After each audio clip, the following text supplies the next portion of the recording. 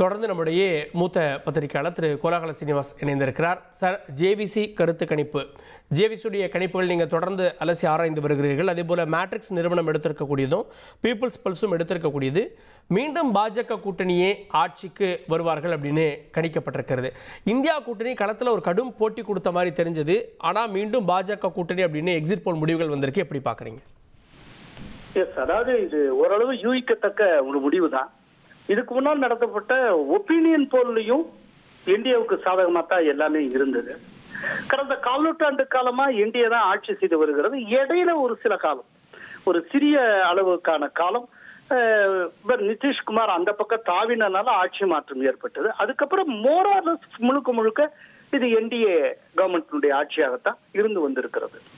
இந்த தடவை என்ன அப்படின்னா, ராகுல் காந்தி ஒரு பெரிய அளவுல வாக்கு திருட்டு அப்படின்னு சொல்லிட்டு ஓட்டர்ஸ் அதிகார் யாத்ரா அப்படிங்கறதெல்லாம் ஒண்ணு கண்டக்ட் பண்ணாரு. உண்மை என்னன்னா, அப்பவே அது மக்கள் மத்தியில பெரிய இம்பாக்ட உருவாக்குனார். இன்னும் சொல்ல போனால் ஓட்சோர் அப்படிங்கிற விஷயத்த ராகுல் காந்தி பிரபலப்படுத்தின அளவுக்கு தேஜஸ்வி யாதவ் அது பிரச்சாரத்துக்கே பயன்படுத்தல. அது எடுபடவே இல்லை. அதுல உண்மையிலேயே மக்கள்கிட்ட அதுல ஒரு டிராக்ஷன் இருந்திருந்தால் வெற்றிகரமா எஸ்ஐஆர தேர்தல் ஆணையம் செய்திருக்கவே முடியாது. மக்கள் அத்தனை பேர் ஒத்துழைச்சாங்க. அத்தனை பேர் கரெக்டா விண்ணப்ப படிவத்தை நிறைவேற்றி கொடுத்தாங்க. ரொம்ப அத்தனை பேருமே ஒத்துழைச்சு எல்லாமே நடந்திருக்கு. அதனால மக்களை தொடாத விஷயங்கள ஒரு இஷ்யூவா ராகுல் காந்தி ஒவ்வொரு தடவையும் எடுத்துக்கொண்டிருக்காரு. இதுக்கு முன்னால 2019 ரஃபேல் இருந்தாரு. இப்படியா ஏதோ ஒன்று மக்களை தொடாத விஷயமா ஏதோ சில வெளிநாட்டில் இருக்கக்கூடிய சில அறிவுஜீவிகள் சொல்லுகிற ஆலோசனைகள், பொலிட்டிக்கல் சயின்டிஸ்ட்னு யூரோப்ப மைண்ட்ல வச்சுட்டு சொல்லக்கூடிய ஆலோசனைக்கு ஏற்ப இங்க சில ஐடியாஸை இம்ப்ளிமெண்ட் பண்ணி பார்க்கிறார். அதுல ஒவ்வொரு முறையும் தோல்வி அடைகிறார். இந்த தடவை இவங்க இவ்வளவு தூரம் கீழே போனதுக்கு ஒரு முக்கிய காரணம் ஒண்ணு இருக்கு. அது காங்கிரஸ் அங்க இருக்கக்கூடிய இந்த இந்தி கூட்டணி மகாகட்பந்தன்ல ஒரு சுமை மாதிரி.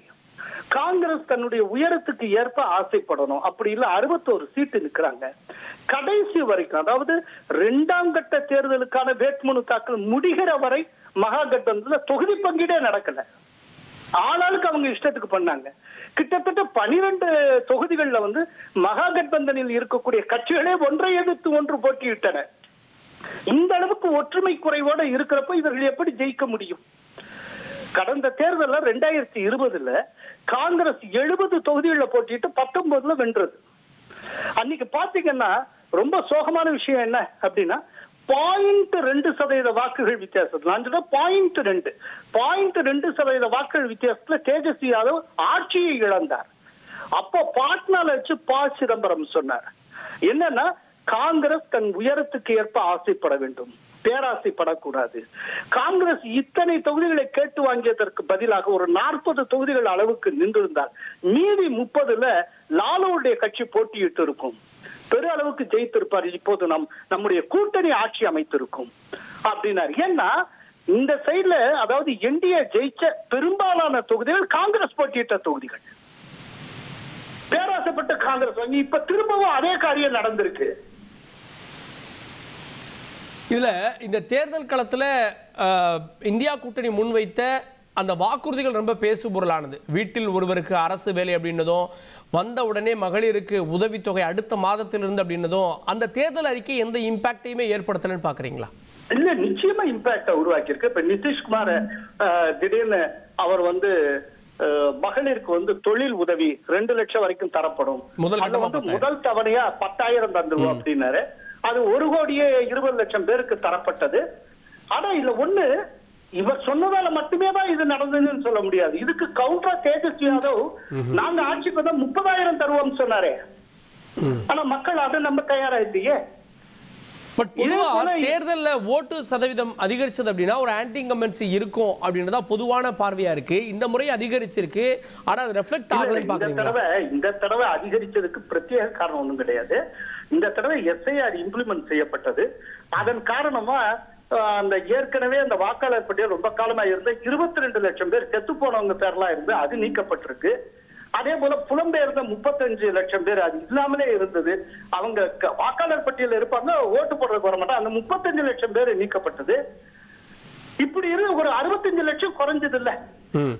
அந்த வாக்காளர் பட்டியல இருந்து ஆனால் வாக்களிக்க முடியாதவர்கள் அப்படின்னு இருந்தவங்க எப்போதுமே ஒரு பெர்சன்டேஜ் ஆஃப் ஓட்டிங்க எப்படி கால்குலேட் பண்ணுவீங்க? வாக்காளர் பட்டியல மொத்தம் எவ்வளவு பேரோ அதுல வாக்களிச்சவங்க எவ்வளவோ அதை வச்சுதான் நீங்க கால்குலேட் பண்றீங்க. இந்த தடவை வாக்காளர் பட்டியல இருந்த இறந்து போனவர்கள், புலம்பெயர்ந்தவர்கள், இவர்களுடைய பெயர்லாம் நீக்கப்பட்ட காரணத்தினால அது குறைஞ்சிருக்கிறதுனால இப்ப அசல் வாக்காளர் பட்டியல் எவ்வளவு பேர் இருக்காங்களோ அதுல வாக்களித்தவர்கள் அப்படின்னு கனெக்ட் பண்றப்போ நிச்சயமா பெர்சன்டேஜ் ஆஃப் போலிங் கூடத்தானே செய்யும். அது ஒண்ணு. ரெண்டாவது, பெண்கள் பெருவாரியா வாக்களிச்சாங்க. அதை மறந்துடக்கூடாது பெண்கள். ஏன்னா இவங்களுக்கு 10,000 ரூபாய் நிதிஷ்குமார் அறிவிக்கிறாரு, கவுண்டரா தேஜஸ் 30,000 அறிவிக்கிறாரு. ஆனால் நிதிஷ்குமார் அறிவிச்ச 10,000 அவங்க பாத்துட்டாங்க, கிரெடிட் ஆயிடுச்சு. ஆனா அந்த 10,000 கூட ஓட்டுக்கு கொடுத்ததா தானே குற்றச்சாட்டுகள் எதிர்க்கட்சிகள் முன் வச்சாங்க. அது எல்லாருமே அப்படித்தானே பண்ணுவாங்க. இங்க சொல்றவங்க இவங்க கூட 1000 ரூபாய் அனௌன்ஸ் பண்ணலையா மகளிர் உதவிக்காக? நீங்க ஒவ்வொருத்தர் ஜாதகத்தை எடுத்தா இதே குற்றச்சாட்டை அவங்கள நோக்கி திருப்பலாமே. என்ன முறைப்படி சட்டப்பூர்வமா தானே பண்ணிருக்காங்க. தேர்தல் அறிவிப்பு வெளிவரதுக்கு முன்னால தானே எல்லாம் செஞ்சிருக்காங்க. எல்லா அரசுகளும் செய்யக்கூடியதான், யாரும் செய்யாம இருந்தா.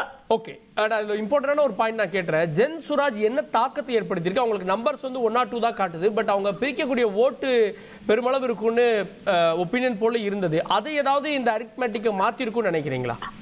இல்ல சார், ஒண்ணுமே கிடையாது. ஜென் சுராஜ்னால எதிர்பார்க்கப்பட்டது என்ன அப்படின்னா, ஜென் சுராஜ் வர்றதுனால பாதிப்பு இந்தியாவுக்கு தான் சொல்லப்பட்டது. ஏன்னா உங்களுக்கு மகா கட்பந்தனை பொறுத்தல உங்களுக்கு கோர் ஓட் பேங்க் என்ன, யாதவ் அண்ட் முஸ்லிம்ஸ். இந்த 2 ஓட் பேங்க்கும் கமிட்டட் ஓட் பேங்க். இந்த ஓட் பேங்க்ல ஜென் சுராஜ்னால ஒரு தாக்கத்தையும் ஏற்படுத்த முடியாது. சோ ஜென் சுராஜ்னால என்டிஏவுக்கு தான் பிரச்சனை. என்டிஏவுக்கு வர்ற வாக்குகள் ஒரு 4-5% வாக்குகளை இவர் சாப்பிட்டுருவாரு, அதனால பிரச்சனைன்னு சொல்லிட்டு இருந்தாங்க. ஆனால் இப்ப பாக்குறப்போ ஜென் சுராஜ் எந்த இம்பாக்டையும் உருவாக்கல அப்படின்னு தெரியுது. ஆனால் ஒப்பீனியன் போலே ஜென் சுராஜுக்கு 1 சீட் 2 சீட் தான் கிடைக்கும்னு எல்லாம் சொல்லிட்டு இருந்தாங்க. பெர்சன்டேஜ் மட்டும் ஒரு 9% வரைக்கும் கிடைக்கலாம்னு சொல்லப்பட்டிருந்தது. பட் பெர்சன்டேஜுமே ரொம்ப குறைவா தான் இருக்கும் அப்படின்னு நான் நினைக்கிறேன். பொதுவா ஒரு மாஸ் பாலிடிக்ஸுக்கு இடம் உள்ள ஒரு மாநிலத்துல இன்டெலக்சுவல்ஸ் அரசியல் பண்ணா ஜெயிக்கிறது ரொம்ப கஷ்டம். நன்றி திரு கோலாகல சீனிவாஸ். ரொம்ப குறைவு. நன்றி. இணைந்து உங்களுடைய பார்வைகளை பதிவு செய்ததற்கு நன்றி. இனி செல்லும் இடமெல்லாம் செய்தி. தந்தி டிவியின் வாட்ஸ்அப் சேனலை ஃபாலோ பண்ணினா செல்ல இருக்கும் இடமெல்லாம் செய்தி. இதோ QR கோட் இப்பவே ஸ்கேன் பண்ணுங்க, ஃபாலோ பண்ணுங்க.